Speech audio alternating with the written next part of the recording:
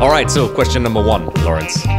Sharad Mohammed would like to know, how do you think Ronaldo coming to Juventus has changed Serie A? Well, okay, I'll let you answer that first. Brand image. Aside from the goals, Serie A was suffering in terms of a brand image, suffering in the stands. They have a lot of aging stadiums. We see a lot of them trying to develop. Juventus has their new stadium now. Roma looks like they're going to get theirs. So just that bit of sparkle, that is probably, I think, the greatest impact he's had. I think Juve's social media account skyrocketed just by the rumors that Ronaldo was coming. Yep. Listen, the guy is a marketing machine. He built a brand for himself. Love him or hate him, because we know there's a lot of guys out there in a discussion that I try to avoid. Ronaldo is a brand by himself. Juventus were brilliant in acquiring that particular player, Cristiano Ronaldo. He literally sold out T-shirts, I think, before he even played a game. Exactly. This is a guy that got him, for what I am concerned, as far as I'm concerned, a steal of a deal. He will pay it back in terms of all the add-ons, etc. And plus, he's top scorer now in Serie A, so he's paying it back in both sides, on and off the field. Yeah, so he's basically a cash cow. He's still a very lethal player, and it also gives Juventus that cutting edge that they needed in the Champions League, because they reached a couple Champions League finals over the last couple of years, and somebody like Ronaldo, in addition to the marketing gold that he is, sporting wise, he's still a top player. So it's a win-win. Real Madrid probably are scratching their heads right now, wondering why did we get rid of this guy. Because, they can't score goals to save their lives right now. Gareth Bale was supposed to be the guy to take over.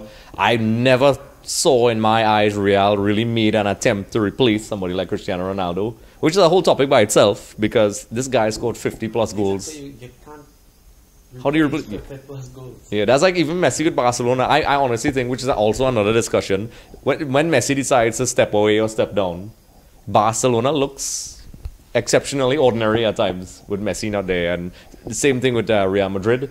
But to answer the question, I think Ronaldo has definitely not just impacted Juventus, but Serie A. I'm a fan of Serie A, and I could tell you it was suffering from a marketing perspective. People just weren't looking at it. It was kind of, I don't want to say boring, because there's some exciting games if you're a real Calcio fan like myself. But the vibe, there was gravitas behind it. Yeah, there was a time in the 90s that Serie A was the place to go, and they lost that. All the players were going to the Premier League, and somebody like Ronaldo going to Serie A is a massive statement, because he could have gone to England. A lot of people said he was probably going to go back to Manchester United, but he went to the old lady, and the old lady is loving it.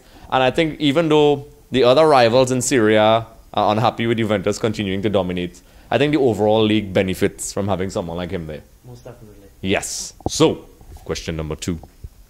A friend from Italy, Mr. Miguel Romeo. Italy. Yeah, he wants to know, is Messi going to return to the national team? Oh, well, we just spoke about Messi. I'll take this one first, I guess. It seems that way from what I've been reading, but anything I'll be saying now is purely speculation. Yeah. Because we really don't know. I would be, honestly, this is me just giving you my educated guess. I think he's not done with the national team. I think that desire to win that international trophy is bugging Messi. I think he was traumatized after the Copa Centenario. And I think he took that time off for the AFA to get their affairs in order, which we spoke about earlier. And I think I don't want to use percentages, but it's like 90% likely I think he's going to come back. He still has a lot of good years of football, and I think Messi wants that title, and I think he's going to return. Will he return for this Copa America? I don't know, but I think the door is definitely open, because when he retired in 2016, he actually used the word "I'm done." But this time around, he just sort of stepped away, because Ronaldo did the same thing in Portugal as well. He hasn't played for a while, and I think these guys just needed a break. These guys played lots of football, and I think it's highly likely Messi's going to return. What do you think? Yeah, it's not just the physical side of it, even though they're getting up in age. The mental side is a serious part of it. And when you are that big player, that player that defines an entire generation, they need that break. And I still think that he's going to come back. I'm not sure if he's going to come back right now. I think that decision to come back right now is going to depend on Scaloni and the federation, if they have their affairs in order, that Messi would feel comfortable to be able to come back. Yeah. So it's a give and take, a bit of a tug of war, still up in the air. Yeah, I think just to continue what you said, I think you're spot on. I think essentially that's what happened. I think Messi wants them to get their affairs in order because for the Copa America 2016, a lot of people, unless you're an Argentine freak like I was, they didn't know that before the Copa Centenario, Messi actually threatened and the rest of the team not to compete in the tournament. They said they were not going because they were not happy with how the AFA were handling the affairs. I think a lot of the players paid out of their own pockets to go to the tournament. And I think the impact was Messi going on the assumption that they won, would have made a statement by retiring then, but he ended up losing. And I think that sort of drowned out the entire statement. And, you know, the message got lost, plus he was traumatized. So this time around, I think, you know, it looks like he has the door open. And I think he wants that trophy. If all analysis aside, he wants it really bad. He wants it bad. He wants to put the haters, as well as himself. He's a trophy. I don't want to use a derogatory term, but he loves trophies. Yeah. So that he just wants that one for Argentina to stand up, and that trophy might be more special to him than any other of the Barca trophies. Yeah, and who knows? You know, maybe some guys like Del Piero didn't win one until his late 30s. So hopefully, as an Argentina fan myself, I'm trying to be impartial, but I think he's going to come back. So up next, Lawrence. Tyler Cornell says, with respect to the possibility for the 2026 World Cup being extended to 48 teams, do you think this raises our chances for qualification? And what measures should be put in place for Trinidad and Tobago to qualify? Well, I mean, essentially, we kind of spoke about that before, but I mean, we'll go into that again. Yeah. But we spoke in the context of the CONCACAF Nations League. The expanded tournament definitely makes things easier, but not to sound cynical, I was actually having this conversation with somebody off air, which I won't name. They were saying, if there are 7 places right now, there's the hex, and then there's the top 3, and then there's the playoff spots. If there's 7 spots, Trinidad will probably become 8. And I was like, that's very terrible and cynical, but it was very hard for me to disagree. It seems as if we are our own worst enemy. Definitely, yes, it will be easier based on the numerical amount of teams, but based on the competitive nature, plus with the CONCACAF Nations League in play, I think it may be deceptive. I actually think it may be just as difficult as it was before. In fact, it may be more difficult. Because there would be the expectation. There's going to be the expectation on people's shoulders.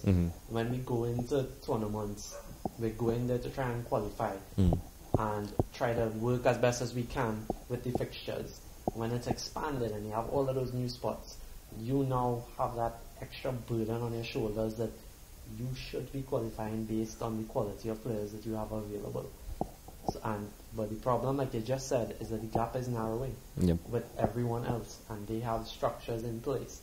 So we need to get our structures in place behind closed doors, and we also need to help out that PR communication and marketing side of the team. Get that feel-good factor back in it. Fans are a stakeholder in the football landscape. If you have the fan support, then the players themselves feel more secure about their task going forward. They feel that they can go out there because they have 10,000 or 20,000 people on their back, and they're willing to fight for those people. And the thing is, this builds on one of the things we spoke about before when we were speaking about the Pro League and the Super League. It all comes back to this. Those same people that don't care about the Pro League and the Super League, these are the people that you really need to find a way to reignite that passion in people. Because as you said, there's a lot of people who have been there before, and their time is going with in terms of fandom. And as you can see in the stadiums, it's a lot. I mean, it sounds like we're repeating ourselves, but there's no one there. Yeah. People just don't care. And the people responsible for doing this job need to do a better job. I mean, this is not just something that started yesterday. This is something that's been going on a while now. Admittedly, I was really impressed with the Stephen Hart's Red Army campaign. I really like that. I thought it was a step in the right direction. And then, for whatever reason, that stopped. Well, obviously, Stephen Hart left. So you can't have a Stephen Hart's army if he's not there. But I liked it. There seemed to be an understanding of marketing for a little while, but then it disappeared again. Because that is, it is just a no-brainer that you should have these things going on. We are probably the only nation in the world where supposedly it's a football mad nation and we really don't care. And when I say we, I mean Trinidad and Tobago. I mean, I know I'm doing a broad brush here, brush stroke, but it definitely needs a lot of work. And the people, as I said before, that are responsible, not just at the national setup, but also in the respective pro leagues and the super leagues and so on, they all just have to get together and make this thing work, you know, from player marketing to youth development to just updated marketing techniques. Because the feel-good factor is not there. The average person, when you speak to them, if you ask them about Trinidad and Tobago football, they generally just don't care and they're very indifferent. Yeah. They will tell you about Barcelona and La Liga and even South American leagues. They'll tell you about the Indian League. They'll tell you about Willis Plaza in India. But they don't care about the Pro League. And there are people that like that, and they need to understand that there are specific targets, markets, demographics that have just been alienated, and they have to fix that because, as you said, they are essentially shareholders. Yeah, everybody has to be speaking from the same page. So it has to be from the grassroots to all of these owner leagues, straight up the pyramid. What they're going to attempt in the Pro League and the Super League is, I believe, the way forward, at least, and that proposal is in place for, well, would be in place for at least 2 years. So that is a good first step. Yep. During all of that dialogue, they need to make sure that they plan out a map of what is going to happen for the next 12 years. Your short-term goals, your medium-term goals, your long-term goals. It's project management at the end of the day. You need to plan that properly and effectively and then engage your stakeholders, because we hear the same situation again and again about finances. We know that the Football Federation is in debt. We know that the clubs themselves are not the best financed and they struggle for funds a lot of the time, which is going to hinder any sort of development that there is. But something needs to happen in terms of the PR and the image, reignite that passion. Because when you reignite that passion, as well as you have a positive message being put out from the stakeholders, that's where the commercialization would come into play, and you would get a bit more the corporate support to say that you can help fund these particular programs for these particular cycles. Companies don't just want to come on board and say and see a whole set of mess and say, okay, cool, I'm going to throw my money on that mess. That doesn't make sense. That's not good for their brand. That's not good for their finances. The mess has to clean up first and foremost. Yep, I mean, it's pretty straightforward. That's an entire topic by itself. We could literally have a topic specifically on that. We could probably go on for hours discussing that thing, because it is a very real issue and things are not in place. And that is actually a brilliant question. That's a question of the week, whoever. But that's honestly, I think, a very important question that many people are asking, and not much people can actually answer and, you know, actually fix this problem, because we've heard it before.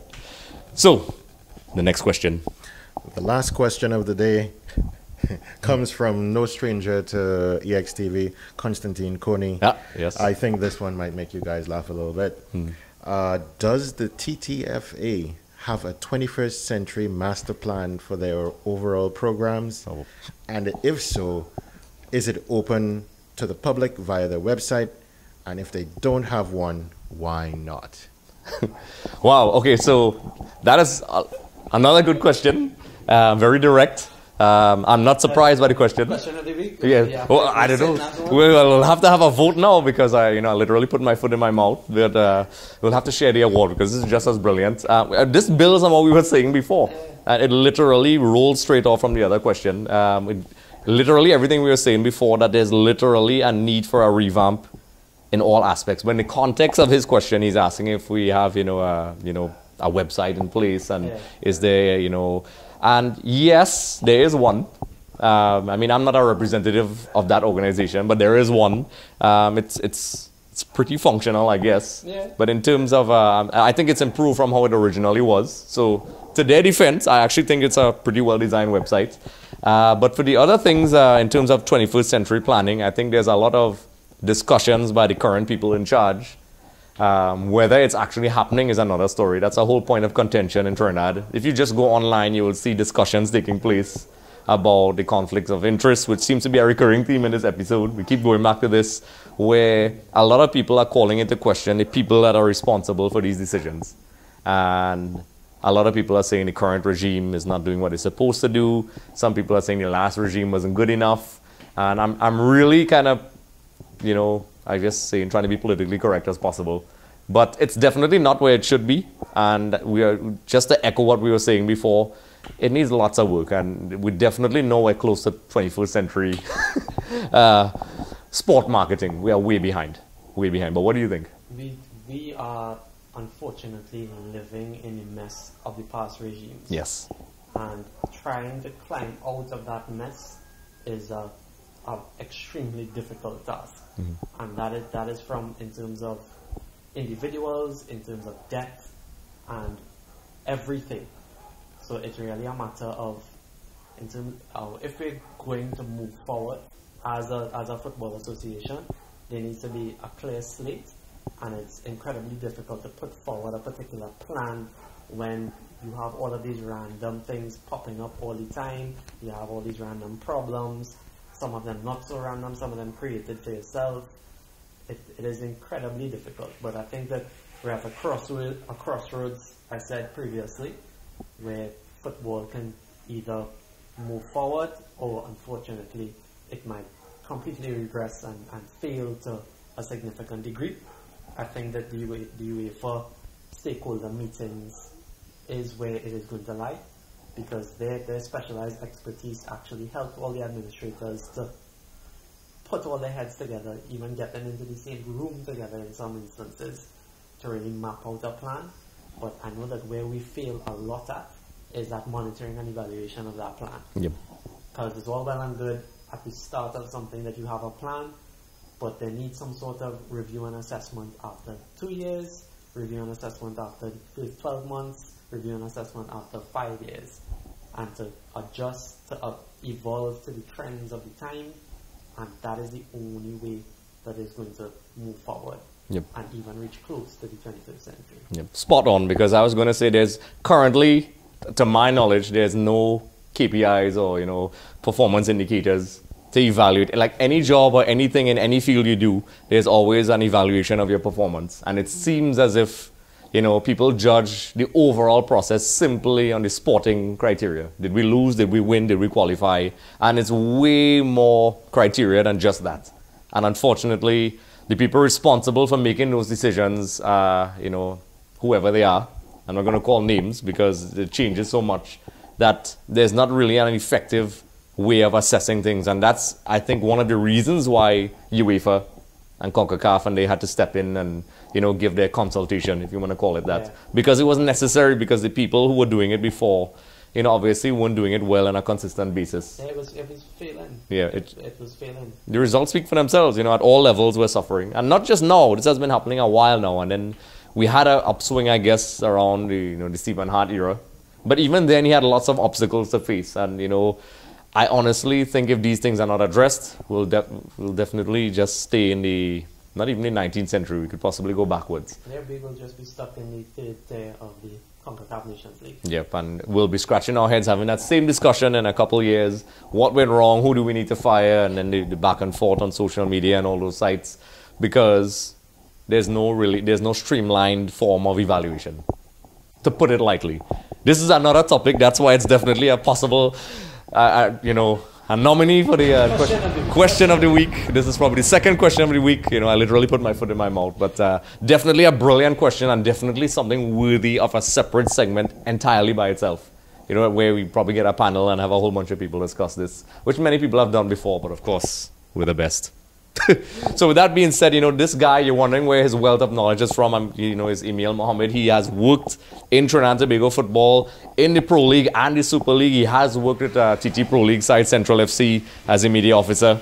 And his knowledge is not just opinionated stuff. This is a guy who has actual hands-on knowledge, and me to a lesser extent. So with that being said, this is Andre Sooklal of Extra Time TV. You could find me at Andre Sooklal on Instagram and Twitter. Be sure to like and subscribe. Amiel, where can we find you on social media? Probably the best place to find out stuff on social media would be at Campbell Play. Yes. And speaking about Campbell Play, he's one of the founders, which you all may have forgotten, but we did a special documentary on one of their ambassadors, Johanse Marshall. They headed at Silence Mexico, so you can check that out. We'll put links in the description below to his organization. It's a wonderful mentorship organization. If you could give us a 20-second rundown on what you guys do. Campbell Play is a high-impact mentor and education organization that uses and that is run by footballers, and we use football as a catalyst to be that social change. Yep. So it's a brilliant organization. I love it. You know, these guys, I know some of the guys personally. I really admire their work. We actually have a couple, there's, you know, their YouTube channel. There's a lot of, there's a little mini series that you all have that documents what they've been doing. I think you all worked with the US Embassy to engage neighborhoods. Sport diplomacy partner, and we should be continuing that in 2019 as well. So you can definitely check us out because we would be having lots and lots of Avenger level work. Nice.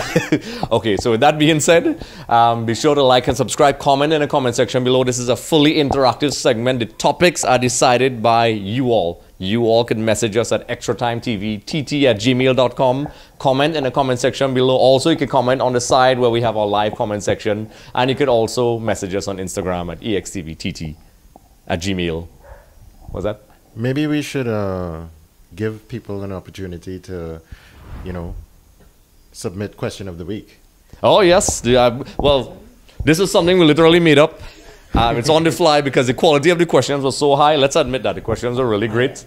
Yeah, they were. So I think I'll do the tiebreaker and say Mr. Coney won. Tiebreaker. By your reaction. Oh, okay. You know. The winner. Well, we should have a poll. We'll have a poll and see.